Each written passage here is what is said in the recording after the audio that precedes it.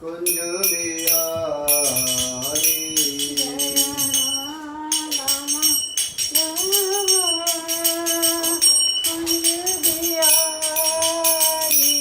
जय राधा माधव कुंज बिहारी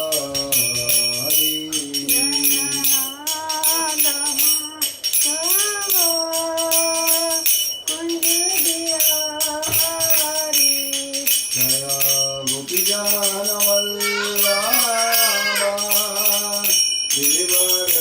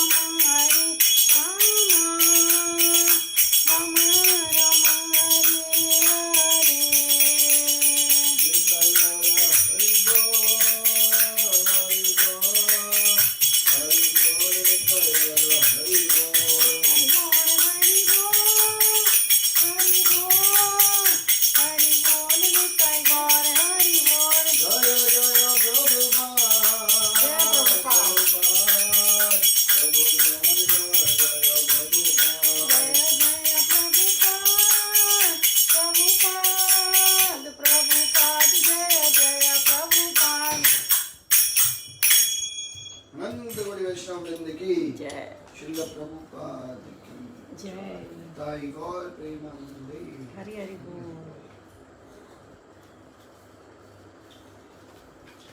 हरे कृष्णा। सब लोग हाथ जोड़िए और मेरे साथ बोलिएगा। ओम अज्ञानतिमिरान्धस्य ज्ञानाञ्जनशलाकया चक्षुरुन्मिलितं येन तस्मै श्रीगुरुवे नमः। श्रीचैतन्यमनोभीष्टं स्थापितं येन भूतले स्वयं रूप कदा मह्यं ददाति स्वपदान्तिकं वन्देऽहं श्रीगुरुं श्रीयुतपदकमलं श्रीगुरून् वैष्णवांश्च श्रीरूपां साग्रजातां सगण रघुनाथान्वितं तं सजीवं साद्वैतं सार्वभूतं परिजनसहितं श्रीकृष्णचैतन्यदेवं श्रीराधा कृष्णपादान् सगण ललिता श्रीविशाखान्वितांश्च हे कृष्ण करुणा सिन्धु दीनबन्धो जगत्पते गोपेश गोपिकाकान्त राधाकान्त नमोस्तुते। तप्तकाञ्चन गौराङ्गे श्रीराधे वृन्दावनेश्वरी विश्वभानुसुते देवी प्रणमामि हरिप्रिये। वाञ्छाकल्पतरुभ्यश्च कृपासिन्धुभ्य एव च पतितानां पावनेभ्यो वैष्णवेभ्यो नमो नमः। जय श्री कृष्ण चैतन्य प्रभु नित्यानंद श्री अद्वैत गदाधर शिवासादि गौर भक्तवृंद।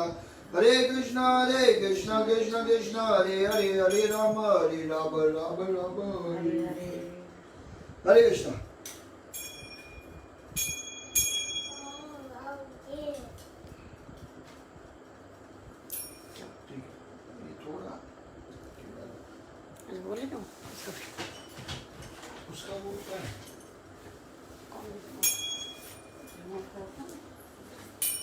हरे कृष्णा। आप सभी को आने के लिए स्वागत है। और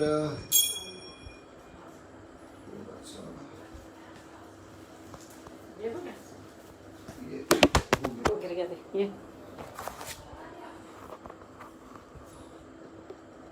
अब ये मेरे ख्याल से एकदम स्ट्रेट, ठीक है।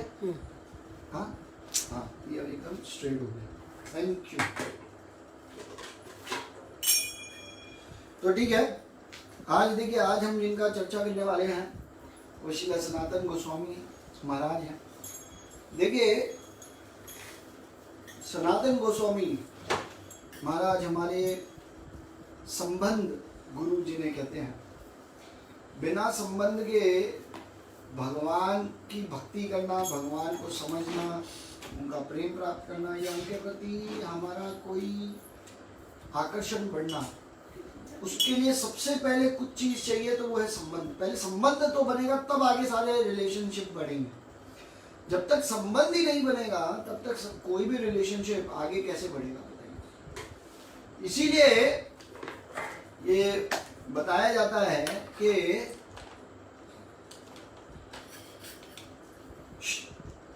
तो इसलिए बताया जाता है कि ये जो सनातन गोस्वामी महाराज हैं, ये हमारे संबंध गुरु हैं। जैसे मैंने कल भी बताया था आप लोगों के संबंध, अभिधेय और प्रयोजन ऐसे तीन हैं। तो सनातन गोस्वामी हमारे संबंध आचार्य हैं, रूप गोस्वामी अभिधेय, और रघुनाथ दास गोस्वामी हमारे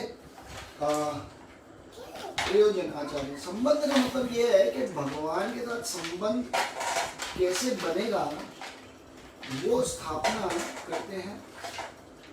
इसीलिए आप देखिए, वृंदावन में क्या बोलते हैं, श्री गोविंद गोपीनाथ मदन मोहन, है ना। तो जैसे हमने पता किया था, रघुनाथ दास गोस्वामी की डिटीज का नाम क्या है, श्री श्री राधा गोपीनाथ। हमारे रूप गोस्वामी की डिटीज श्री श्री राधा गोविंद, और जो सनातन गोस्वामी है, इनकी डिटीज का नाम है श्री श्री राधा मदन मोहन।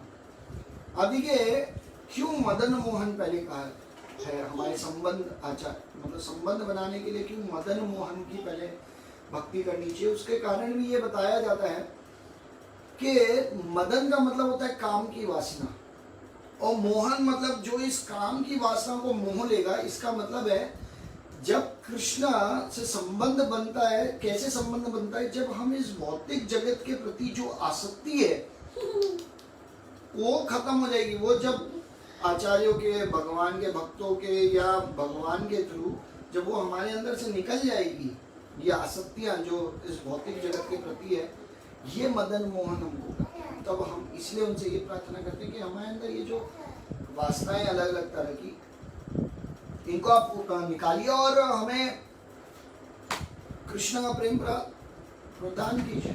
इस तरह से हम जो डिमांड्स करते हैं और इस तरह से हम मांगते हैं। आप देखिए, तो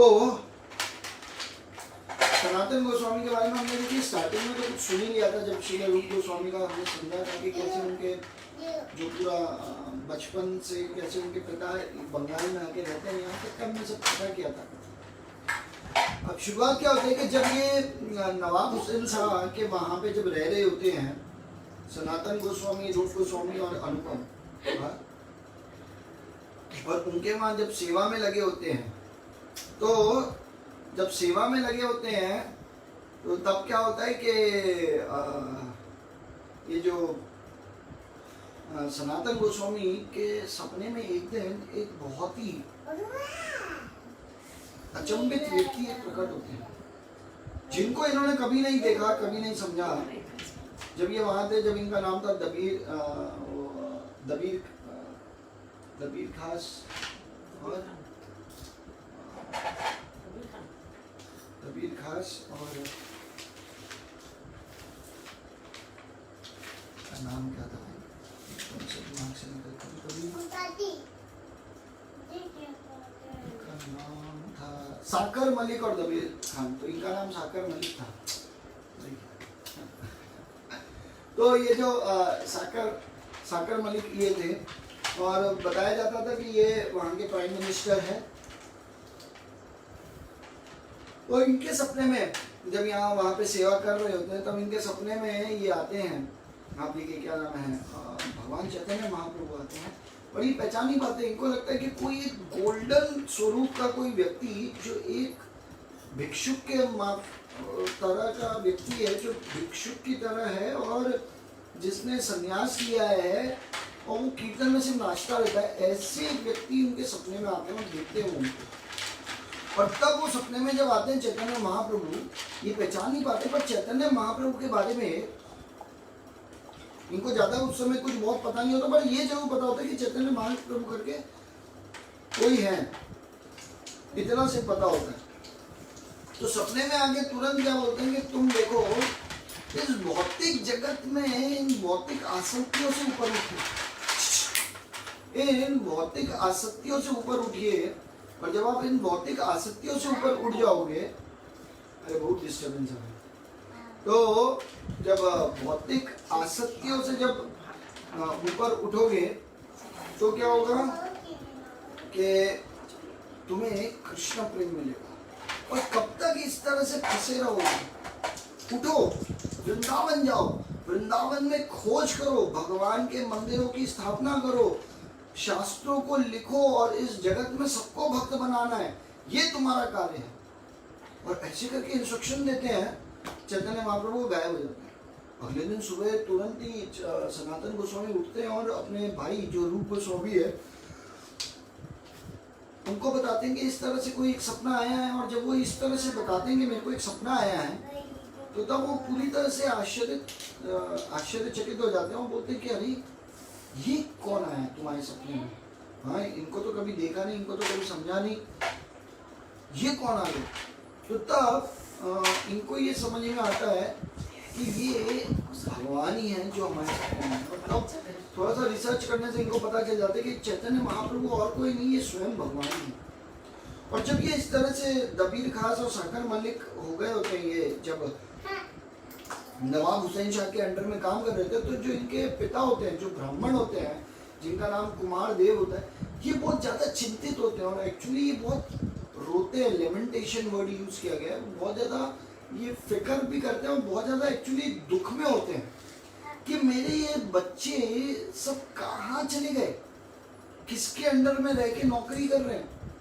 और रोज भगवान से इनके पिता प्रार्थना करते थे कि हे भगवान, इनको बचाइए, इनकी रक्षा कीजिए, ये कहाँ फंस गए हैं। आप देखिए, और ऐसे करके तो ये नर्क में जाएंगे। और इन्होंने अपना नाम भी चेंज कर दिया, जिनका नाम अमर और संतोष था वो दबीर खास और साकर मलिक हो गया है।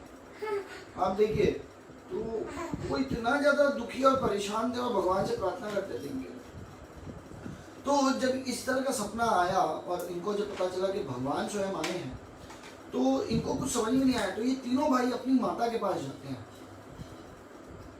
और सनातन गोस्वामी बताते ही नहीं कि भाई अपनी माता को कि मेरे को ऐसे ऐसे सपने में आया, मेरे को कहा कि ये मटीरियल जीवन को छोड़ो, इधर से बाहर निकलो और चलो वृंदावन, और वहाँ आओ, वृंदावन में आओ। तो कहती क्या करूँ? तो उनकी माँ कहती कोई बात नहीं, चैतन्य महाप्रभु का आशीर्वाद लो।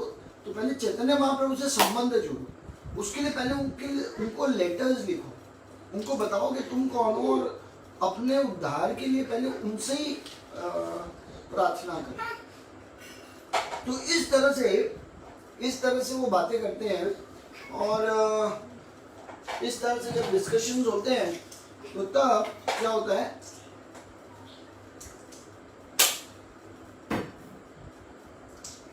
इस तरह से जब वो बातचीत चल रही होती है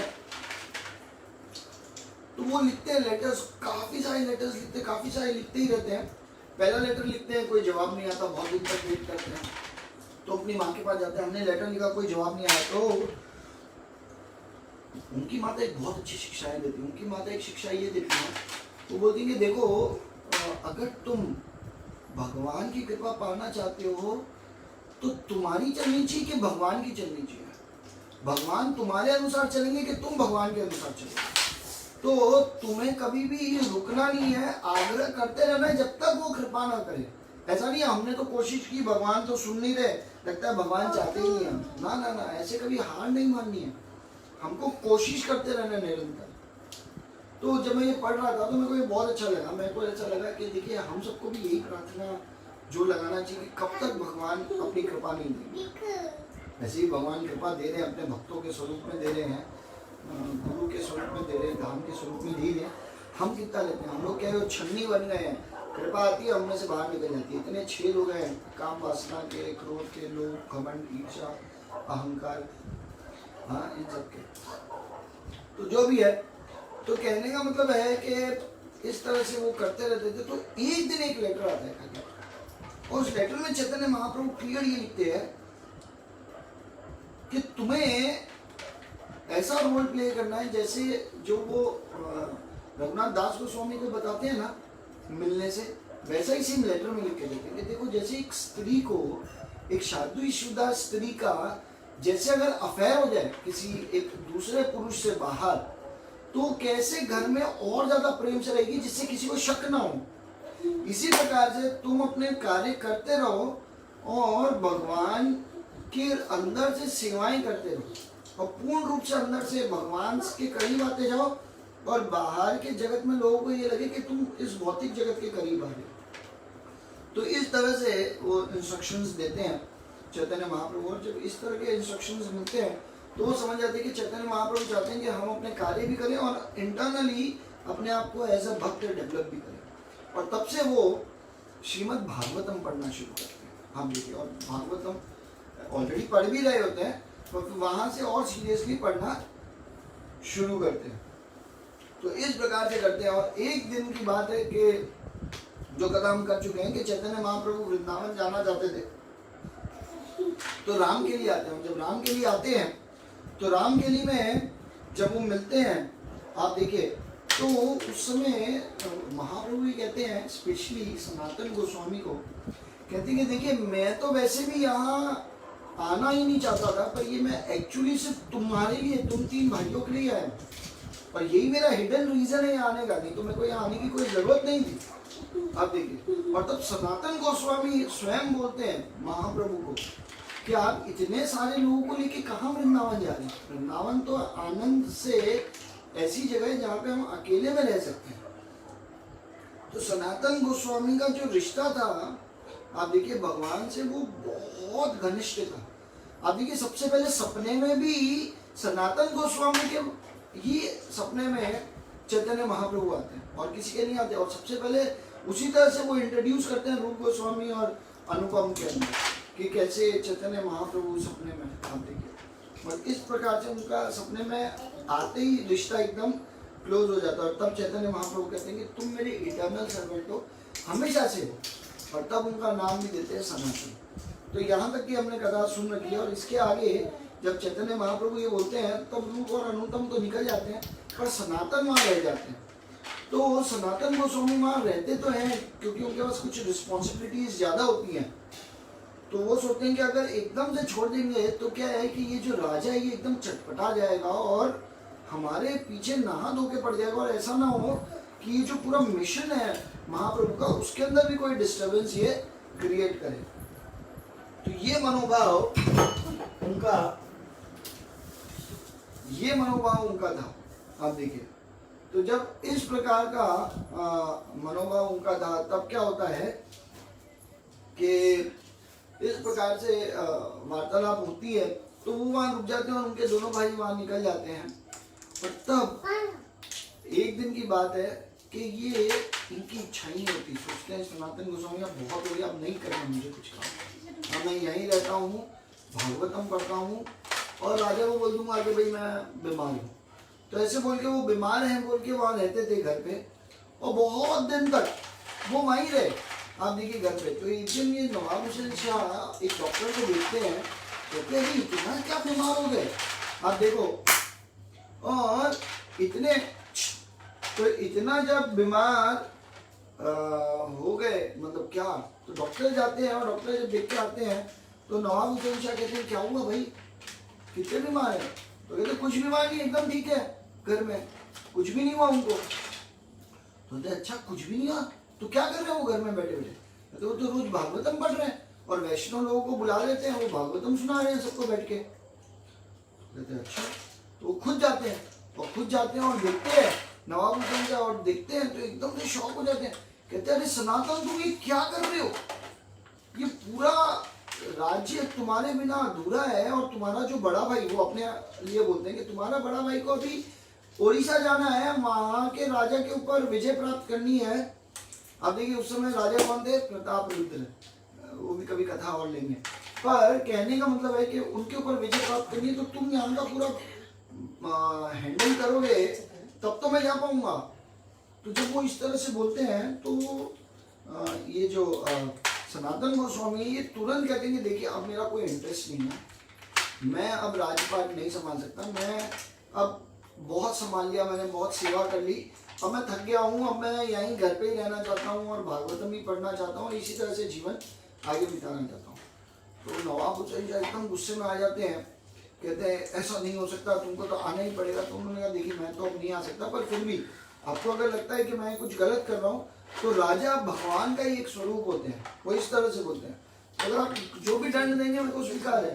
तो तुरंत सिपाहियों को भेज के उनको कैद में डाल देते हैं, और कैद में जब डाल देते हैं तब श्री रूप गोस्वामी को ये बात पता चल जाती है, और जब रूप गोस्वामी को पता चल जाती है तो रूप गोस्वामी की लेटर लिखते हैं सनातन गोस्वामी को, और कहते हैं कि देखो हम लोग वृंदावन जा रहे हैं और चैतन्य महाप्रभु भी वृंदावन जा रहे हैं, तो तुम भी हमको वृंदावन में मिलो।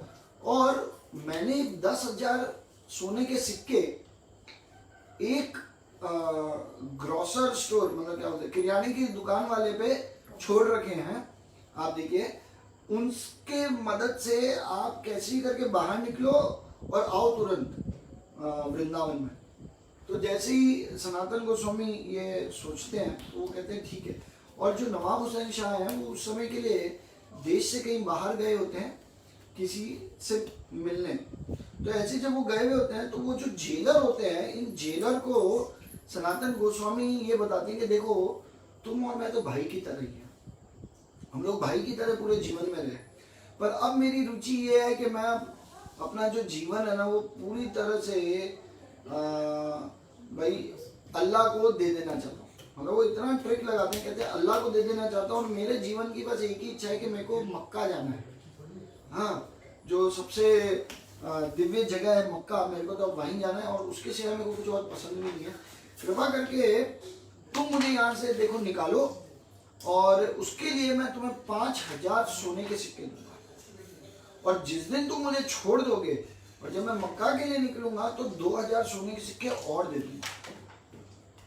तो वो एकदम से कहते 7,000 सोने के सिक्के, वो देखते हैं उनका दिमाग खराब हो जाता है। वो बोलते हैं मैं आपको छोड़ तो दूं, पर फिर जब नवाब हुसैन शाह पूछेंगे कि कहाँ गए तो मैं क्या बताऊंगा, जवाब क्या दूंगा? तो कहता है एकदम सिंपल है, कह देना कि मैं इनको गंगा के किनारे लेके गया था, और जैसे इनको गंगा के किनारे लेके गया, इनको कुछ मतलब प्रॉब्लम थी तो लेके गया, तो ये गंगा के किनारे गंगा नदी में कूद गए, और जब कूदे और मैं ढूंढा तो ये दिखे नहीं, लगता है डूब के मर गए, तुम सीधा ये बता देना। तो कहते हैं ठीक है, मैं इस तरह से बता दूंगा। तो वो सही में उनको छोड़ देते हैं, और वो 7,000 सोने के सिक्के देते हैं उनको, और वहां से निकल जाते हैं। अब जब सनातन गोस्वामी वहां से निकलते हैं तो सनातन गोस्वामी के पर्सनल सर्वेंट भी होते हैं जिनका नाम होता है ईशान। और ये जो ईशान है, ये ईशान क्या करते हैं, ये साथ में रहते हैं, और ये 8 सोने के सिक्के अपने साथ ले लेते हैं, मात्र 8 सोने के सिक्के, ठीक है। और ये इनके साथ चलते चलते चलते चलते एक जगह आती है, वो जगह का नाम है बिहार के अंदर एक जगह है जो पूरी जंगल से भरी हुई और पहाड़ी पहाड़ है वहां पे। उस जगह का नाम है पतड़ा। तो पतड़ा करके एक जगह पे ये पहुंचते हैं। पतड़ा के जगह में एक ये गेस्ट हाउस टाइप की जो जगह होती है वहां पे जाते हैं, होटल टाइप का होता है, वहां पे जाके रहते हैं। और ये जगह बहुत फेमस है बिहार में, जहाँ पे चोर डकैत ऐसे खतरनाक है वहां के कि इवन छोटी सी अमाउंट के लिए भी खून कर देते थे, इतने डेंजरस थे। तो इवन ये जो होटल वाला व्यक्ति था, ओनर था जो होटल का, वो खुद भी एक बहुत बड़ा डकैत था, ठीक है। तो वो क्या करता था कि उनके पास है ना ऑलरेडी एक एस्ट्रोलॉजर थे, तो वो एस्ट्रोलॉजर से पूछ लेता था, इतने एक्सपर्ट एस्ट्रोलॉजर थे कि इनके पास क्या है, कितना पैसा है। तो जब वो ये देख लेते थे कि इनके पास कितना पैसा है, तो उनको पता चल गया था कि इनके पास 8 सोने के सिक्के हैं। तो अब ये सोने के सिक्के इनको लेने हैं 8, और 8 सोने के सिक्के भी बहुत माने जाते थे। तो 8 सोने के सिक्के हैं, तो ये उनके साथ इतने प्रेम से रहते हैं, इनको इतने अच्छे से केयर करते हैं, प्रसाद ऑफर करते हैं। तो सनातन गोस्वामी तो वैसे भी प्राइम मिनिस्टर होते हैं, तो वो सब समझ जाते हैं कि भाई इतना प्रेम दे रहा है कोई व्यक्ति, तो इसका मतलब कुछ तो गड़बड़ है। तो तब तुरंत वो अपने जो ये होते हैं, जो उनके जो दास होते हैं, पर्सनल सर्वेंट होते हैं, उनसे ये पूछते हैं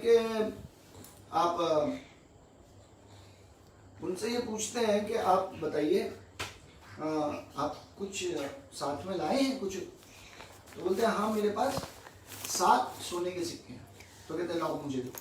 वो 7 सोने के सिक्के लेते हैं, उस होटल के जो मालिक है उसके पास जाके दे देते हैं, कहते ये लीजिए 7 सोने के सिक्के हमारे पास है। तो वो देख के एकदम खुश हो जाते हैं और बोलते हैं अगर आप ये सोने के सिक्के अपने आप ही ले, पर मुझे पता था आपके पास है, अगर आप नहीं देते तो मैं सोचा था कि आज आप रात को आपका खून कर दूंगा और सोने के सिक्के लूट लूंगा, और आप तो खुद ही ले आए अपने आप, अब मुझे नीचे आप ले जाइए। तो सनातन गोस्वामी कहते हैं नहीं नहीं नहीं नहीं नहीं, देखिए आप नहीं लेंगे, कोई और मेरे पीछे पड़ जाएगा और वो मेरा खून करने के पीछे भागेगा, सोचा आप ले लीजिए, तो ये समस्या खत्म मेरे जीवन में। आप देखें तो डायरेक्टली वो इस तरह से दे देते हैं उनको। पर कहते हैं पर मुझे एक मदद चाहिए। कहते हैं क्या? तो देखिए मेरे को है ना वृंदावन जाना है, अब यहाँ से आगे ये जो पूरा एरिया है पतड़ा, ये बिहार से अब मेरे को आगे निकलवा दीजिए, सिर्फ इतना कर दीजिए। और तब वो बोलते हैं ठीक है। तो अगले सुबह ये खुद जो चोर होता है, डकैत होता है, ये उनको साथ में लेके जाता है। और सनातन गोस्वामी इसलिए बोलते हैं जिससे बीच में और कोई चोर डकैत नहीं है, क्योंकि हर एक चोर और डकैत एक दूसरे को जानता होता है। तो उन्होंने कहा अगर डकैती मेरे साथ जाएगा वहां तक, तो हमको और कोई बीच में क्यों समस्या करेगा, कोई परेशान करेगा, और ये एरिया भी हमारा पार हो जाएगा। तो इस प्रकार से वो ये बातें करते हैं। और जब इस प्रकार से जब बातें करते हैं तो वो जाते हैं, और तब जब क्रॉसिंग कर रहे होते हैं तब वो अपने इस जो सर्वेंट होते हैं ईशान, उनसे पूछते हैं कि ईशान तुम्हारे पास अभी भी कुछ है क्या? तो तब वो बोलते हैं कि हाँ मैंने आपसे झूठ बोला था, 7 सिक्के तो दे दिए, 1 सिक्का अभी भी मेरे पास है। तो कहते हैं चलो ठीक है कोई बात नहीं, 1 सिक्का तुम अपने पास रखो और इससे तुम अपने घर पहुंच जाओ, और इस सिक्के के थ्रू तुम अपने घर जाओ, और आज से तुम मेरी सेवाओं से मुक्त हो और जाओ, अब अपना जीवन अपने अनुसार जियो। और इस तरह से उनको भेज देते हैं, और तब वो आगे निकल जाते हैं। अब जब वो आगे निकल जाते हैं तो वहां पे क्या होता है कि वहां से चलते चलते वो एक हाजीपुर करके एक जगह में आते हैं सनातन गोस्वामी। और जब हाजीपुर में पहुंचते हैं तो हाजीपुर में उनके ब्रदर इन लॉ, मतलब उनके क्या बोलेंगे, उनकी बहन के पति है ना, उनके बहन के पति को क्या बोलेंगे, जीजा जी। हाँ, तो उनके जो जीजा जी थे वो वहाँ पे आए थे शॉपिंग के लिए। वो भी एक गवर्नमेंट सर्वेंट ही थे, और वहाँ पे आए थे और कुछ खरीदारी करने। तो वो सनातन गोस्वामी को देख लेते हैं, और सनातन गोस्वामी को कहते हैं अरे ये क्या हाल बना रखा है आपने अपना, कहाँ प्राइम मिनिस्टर और कैसे हुई है, बाल पूरे बिखरे हुए हैं, कपड़े एकदम गंदे हैं, ये ऐसा लग रहा है कि आपने वो जो कैदियों के कपड़े पहन रखे हैं, ये क्या है? तो तब वो बताते अपनी पूरी स्टोरी कि कैसे नवाब हुसैन शाह ने उनको घेर लिया था और उनको चोरों मतलब कैदी की तरह अंदर रख रखा था, मैं कैसे तैसे बच के निकला हूँ। तो तब वो बोलते हैं ठीक है कोई बात नहीं, आइए घर चलिए। उनको घर लेके जाते हैं और तब कहते हैं कि अब से हमेशा आप हमारे साथ ही रहिए, आपको कोई डरने की जरूरत नहीं है, जब तक हम हैं आपका कोई कुछ नहीं बिगाड़ सकता। तो वो बोलते हैं, तो तब वो बोलते हैं देखिए मैं कहीं रह ही नहीं सकता, मेरे जीवन का एक ही मकसद है कि मेरे को वृंदावन जाना है। मैं वृंदावन जाने के लिए ये सब कष्ट उठाया है मैंने, और ये कष्ट भी नहीं है मेरे लिए वास्तविक रूप में, इसलिए मेरे को सिर्फ वृंदावन जाना है, मैं उसके लिए यहाँ आया हूँ। तो मैं भी यहाँ रुकूंगा भी नहीं, आपने देख लिया हम इत्तेफाक से मिल लिए तो ठीक है, मैं आज ही निकल जाऊंगा। तो तब जब वो निकलने लगते हैं तब वो कहते हैं कि ठीक है आप कुछ भी नहीं लेके जा रहे, ना कुछ पैसे लेके जा रहे हो साथ में, ना कुछ सर्वेंट्स को लेके जा रहे हो, कुछ भी नहीं कर रहे, तो आप एक काम कीजिए, एटलीस्ट एक कंबल, एकदम बहुत ही महंगा और बहुत ही सुंदर एक कंबल उनको देते हैं। आप देखिए बहुत सुंदर कंबल उनको देते हैं, कहते हैं एटलीस्ट आप ये लेके जाइए। तो कंबल को लेके वो आगे जाते हैं, कहते हैं चलो ठीक है, एक गिफ्ट दिया है तो गिफ्ट को लेते हैं और ये लेके वो आगे बढ़ते हैं। अब जब इसको लेके जब वो आगे बढ़ रहे होते हैं और बढ़ते बढ़ते ये पहुंच जाते हैं वाराणसी। जब वाराणसी पहुंच जाते हैं वहां से, तो वाराणसी में इनको पता चलता है कि चैतन्य महाप्रभु ने अपनी वृंदावन यात्रा तो खत्म कर ली। वो वृंदावन यात्रा से तो वृंदावन से लौट गए, तो उनको बहुत दुख होता है, अरे वृंदावन से महाप्रभु लौट गए, मैं बहुत लेट हो गया, मैं इतना स्लो था, ये था वो था करके उनको बहुत दुख होने लगता है। और तब उनको पर एक अचानक से फिर खुशी मिलती है कि पर चैतन्य महाप्रभु तो बनारस में ही है अभी और चंद्रशेखर आचार्य के घर पे ही है। और जैसे उन्हें पता चलता है तो इतनी खुशी होती है और तब सबसे पूछते हैं ये चंद्रशेखर आचार्य कहाँ रहते, चंद्रशेखर आचार्य कहाँ रहते, ऐसे पूछते हुए उनके घर जाके बाहर जाके बैठ जाते हैं। ऐसा नहीं है कि घर जाके एकदम नॉक करने लगते हैं कि महाप्रभु हैं क्या, मैं उनसे मिलना चाहता हूँ, नहीं नहीं, ये इनकी विनम्रता थी।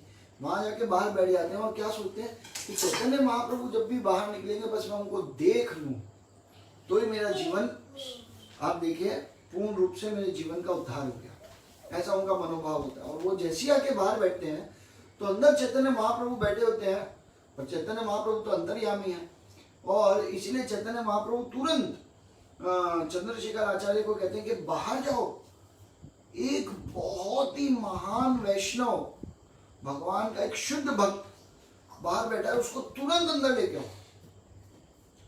तो चंद्रशेखर आचार्य तुरंत बाहर आते हैं, इधर उधर देखते हैं, उन्हें कोई नहीं दिखता, इवन सनातन गोस्वामी को भी देखते हैं पर कुछ समझ में नहीं आता, वापस अंदर चले जाते हैं। कहते हैं आपने जैसा डिस्क्राइब किया ऐसे तो कोई था ही नहीं, मैं तो किसी को देख ही नहीं पाया। तो तब जो चैतन्य महाप्रभु पूछते हैं ये चंद्रशेखर आचार्य को, अच्छा तो बाहर था कौन, कोई था? कहते हाँ, बाहर एक गंदा सा एक भिक्षुक बैठा है, जो मुसलमान लोग होते हैं ना, कोई मुस्लिम बाहर बैठा है जो भिक्षुक है और फटे पुराने कपड़ों में बैठा है, तो और एकदम गंदा सा है। तो जैसे ही चैतन्य महाप्रभु सुनते हैं, चैतन्य महाप्रभु कहते हैं उसको तुरंत अंदर लेके आओ। तो चंद्रशेखर आचार्य फिर जाते हैं और उनको उठा के लेके आते हैं। जब अंदर लेके आते हैं चैतन्य महाप्रभु तुरंत देखते हैं कि ये तो सनातन, तो सनातन सनातन बोलते हैं, उनको गले लगा लेते हैं और मतलब वो झुकते हैं उससे पहले ही चैतन्य महाप्रभु भाग के उनको गले लगा लेते हैं और अपने आंसुओं से उनको नहलाते हैं।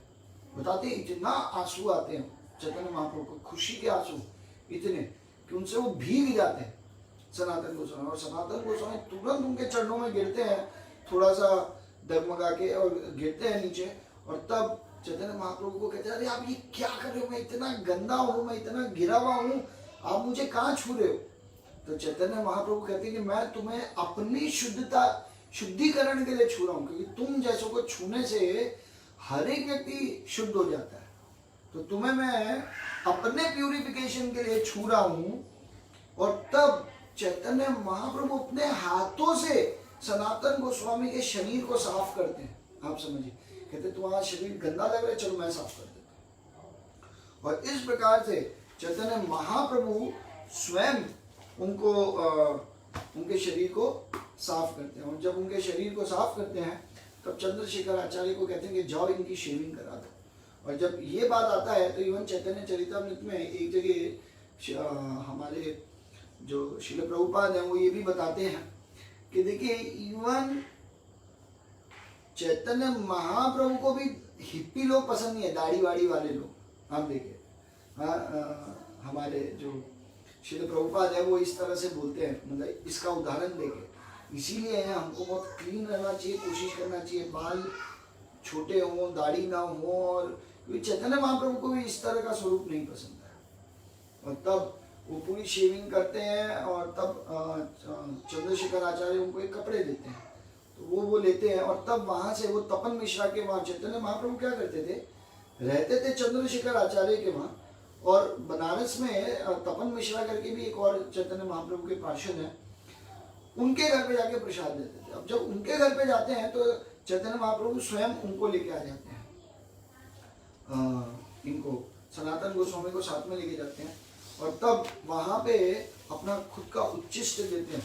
और तपन मिश्र इनको कहते हैं कि चलिए अपन गंगा में स्नान करते हैं, और गंगा में स्नान करके प्रसाद देते हैं, अपना उच्चिष्ट देते हैं, और वो एकदम नए कपड़े देते हैं। और जब वो नए कपड़े देते हैं तो कहते हैं मुझे नए कपड़े नहीं चाहिए, मुझे आप अपना सबसे पुरानी धोती दो। तो पुरानी धोती को फाड़ते हैं भाई, एक से गमछा बनाते हैं, कोपिन बनाते हैं, और उसको सिर्फ ऐसे लपेट लेते हैं, आदि को फाड़ के छोटा सा सिर्फ लपेट लेते हैं, अपने कमर पे लपेट लेते हैं, बस इतना ही पहनते हैं। तो चैतन्य महाप्रभु इसको देख के इतना खुश हो जाते हैं, कहते हैं तुम वास्तविक रूप में परफेक्ट रिनंसिएट हो, मतलब तुमने जो त्याग दिया है, मतलब कहाँ तुम प्राइम मिनिस्टर थे और सिर्फ भक्ति के लिए तुमने इस भौतिक जगत की आसक्तियों को छोड़ दिया, सिर्फ भगवान के प्रेम प्राप्त करने के लिए। और इस तरह से बहुत खुश होते हैं। और तब जब इतने खुश हो जाते हैं तो क्या कहते हैं, कहते हैं कि तुम्हें चलो साथ मतलब खूब खुश होके कहते हैं कि तुमने इस जगत में जो सैक्रिफाइस किया है वो कोई और नहीं कर सकता। तो जब इस तरह से सैक्रिफाइस की बात करते हैं तो वो बहुत विनम्रता से कुछ नहीं बोल पाते, कहते भगवान के सामने क्या बोले, हाँ बोले ना बोले, कैसे रिएक्ट करे, कुछ समझ में नहीं आता। तो इस तरह से वो चलते हैं। अब चैतन्य महाप्रभु एक दिन प्रसाद लेते हैं, प्रसाद लेते लेते ये जो कंबल है, जो इतना महंगा कंबल है, जो सनातन गोस्वामी अभी भी अपने आप को ओढ़ के घूमते थे, तो महाप्रभु एक दिन उसको देखने लगे और फिर प्रसाद लेने लगे। तो सनातन गोस्वामी तुरंत समझ गए कि महाप्रभु ये मेरे कंबल की तरफ देख रहे हैं, इसमें कुछ तो गड़बड़ है। तो तब वो क्या करते हैं, गंगा के किनारे पे जाते हैं, तो एक वापस भिखारी उनको वहां मिलते हैं, एकदम भिक्षुक वहां पे मिलते हैं, जिनके पास एक फटा हुआ कंबल होता है और वो उन्होंने उसको धो के सुखाया हुआ ही होता है। तो वहां पे सनातन गोस्वामी जाते हैं और कहते हैं कि ये देखो, ये मेरा एक कंबल है, आप ये ले लो, मुझे अपना वो कंबल दे दो इसके सामने। तो उनको लगता है कि सनातन गोस्वामी मस्ती कर रहे हैं उनके साथ, उनको चिढ़ा रहे हैं, उनको नीचा दिखा रहे हैं। तो कहते हैं क्यों आप किसी गरीब के साथ मजाक कर रहे हो, मैं समझ रहा हूँ कि भाई मेरा कंबल फटा हुआ है, खराब है, पर मैंने उसको धोया है, मेरे लिए तो वो भी बहुत अच्छा है। तो तब सनातन गोस्वामी कहते हैं अरे नहीं, मैं आपको सच बोल रहा हूँ, आप ये ले लीजिए, मुझे उसकी ज़रूरत है, तो मैं आपसे रिक्वेस्ट करता हूँ, मतलब आदर के साथ उनको कहते हैं कि मुझे वो फटा हुआ दे दो। तो वो मान जाते हैं, कहते ठीक है। वो उनको वो फटा हुआ कंबल देते हैं और वो अपना अच्छा, जो इतना महंगा वाला कंबल होता है, इतना अच्छा होता है, वो उनको दे देते हैं। और जब चैतन्य महाप्रभु उनको देखते हैं उस फटे हुए कंबल में, तो चैतन्य महाप्रभु कहते हैं कि जो तुम्हारा एक लास्ट अटैचमेंट भी जो था इस संसार में, आज तुमने उससे भी मुक्ति पा ली। देखिए भगवान कृष्ण ने तुम्हें बचा लिया। हाँ, तो जैसे ही ये बोलते हैं तो तब सनातन गोस्वामी पहली बार चैतन्य महाप्रभु के सामने अब इस तरह से बोलते हैं, कहते हैं कि मैं नहीं जानता कि भगवान कृष्ण कौन है, पर मैं ये जानता हूं कि चैतन्य महाप्रभु ही भगवान श्री कृष्ण है। और वो ये बोलते हैं कि आपकी कृपा के कारण मैं बचा हूं, किसी और के कारण मैं नहीं बचा। अगर आप मेरे सपने में नहीं आए होते, आपने मुझे उत्साह नहीं दिया होता, तो मेरा ये जीवन तो ऐसे ही बिखर जाता, खराब हो जाता, और मैं पता नहीं कितने अनेक नरकों में जाके गिरता। तो इस तरह से वो ये बोलते हैं। और तब वो अपने मुंह में एक तृण रख लेते हैं और तृण के साथ उनके चरणों में गिरते हैं भगवान के, और तब बोलते हैं कि मैं देखिए एक बहुत ही निम्न व्यक्ति हूँ, निम्न कुल में हूँ, रहा, निम्न लोगों के वहां पे रह के सेवा की, पता नहीं कितने निम्न और कितने गंदे और कितने पापमय कार्य किए हैं, मुझसे बड़ा पापी, मुझसे थर्ड क्लास, मुझसे बेकार व्यक्ति संसार में कोई नहीं है। इस तरह से वो बोलते हैं सनातन गोस्वामी, ये उनकी विनम्रता होती है। और जब वो ये बोलते हैं तो महाप्रभु कहते हैं अरे इतना मत बोलो, तुम्हारी ये सारी बातें मेरा हृदय तोड़ रही हैं, तुम्हारी विनम्रता देख के मुझे दर्द हो रहा है। तो तब वो उनको उठाते हैं और तब वो बोलते हैं कि तुम अब अपना जीवन इन सब चीज़ों से ऊपर उठा चुके हो, तो तब सनातन गोस्वामी कहते हैं कि अगर आप चाहते हैं कि मैं वास्तविक रूप में ऊपर उठूं तो कृपा करके मुझे कुछ निर्देश आदेश दीजिए कि जीवन क्या है, इसका उद्देश्य क्या है जीवन जीने का, और क्यों मैं इस संसार में आया हूं, और क्या है भक्ति, और इस तरह से मुझे कुछ गाइड कीजिए। तो तब महाप्रभु उनको गाइडेंस देना शुरू करते हैं। अब जब चैतन्य महाप्रभु उनको गाइडेंस देते हैं तो किस प्रकार से देते हैं आप देखिए। तब चैतन्य महाप्रभु उनको गाइडेंस देते हैं, आपको पढ़ के बताता हूँ।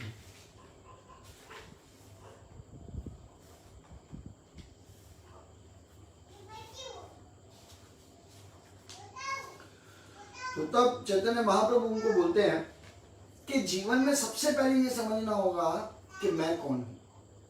इस व्यक्ति का उद्धार, किसी भी व्यक्ति का उद्धार तब तक नहीं हो सकता जब तक वो ये नहीं समझ ले कि वो कौन है, क्योंकि जब तक उसको ये समझ में नहीं आएगा कि मैं कौन हूं तब तक वास्तविक रूप में वो इस जगत में ऊपर नहीं उठ सकता। तो तब चैतन्य महाप्रभु बताते हैं कि व्यक्ति को ये समझना चाहिए कि मैं कौन हूं, और दूसरा ये समझना चाहिए कि मेरे जीवन में ये सफरिंग, ये जो दुख है, ये इतने कष्ट है, ये आ क्यों रहे हैं। तो ये, और तीसरा ये समझना चाहिए कि मेरे जीवन का जो उद्देश्य है वो क्या है।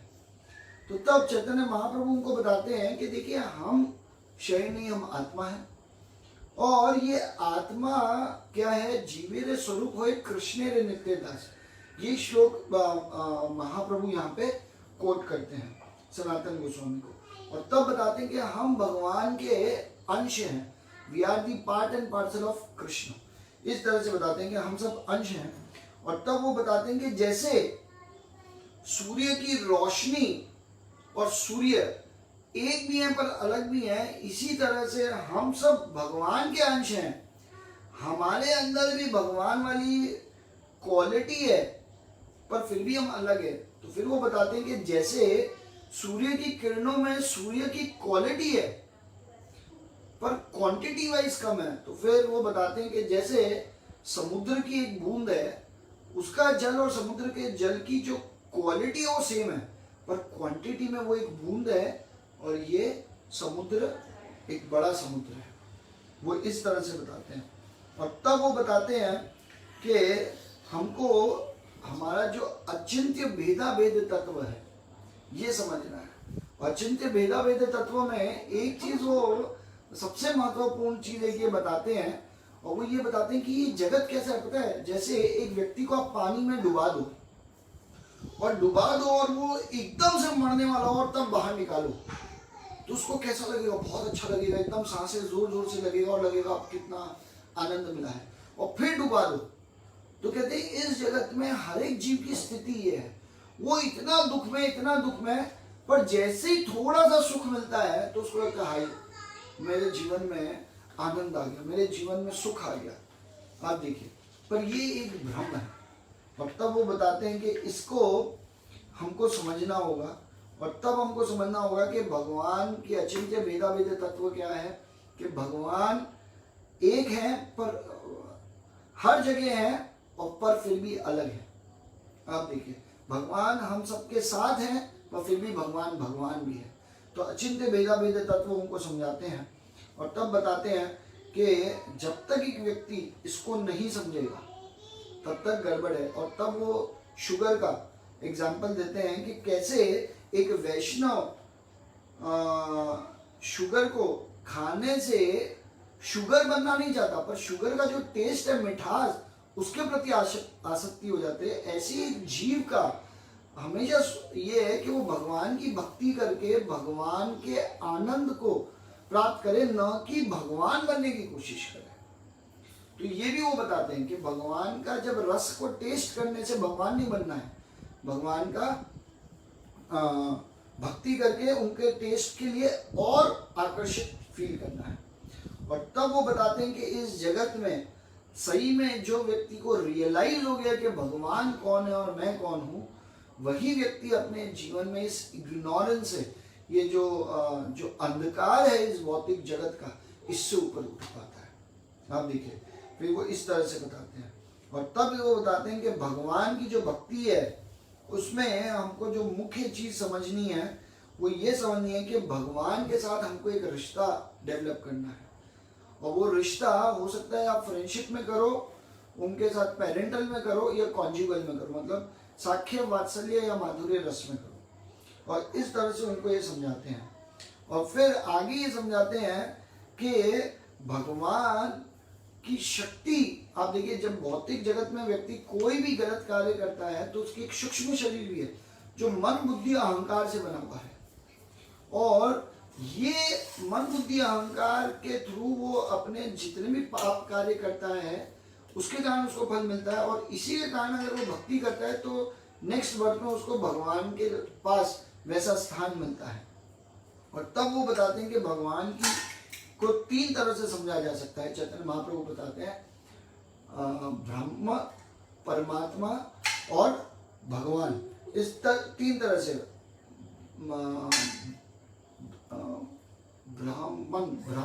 ब्राह्मण मतलब हुआ जो निराकारवाद, जो लोग चैतन्य महाप्रभु समझाते हैं कि जो निराकारवादी लोग जो होते हैं ना, जो ब्राह्मण मतलब इसको बोलते हैं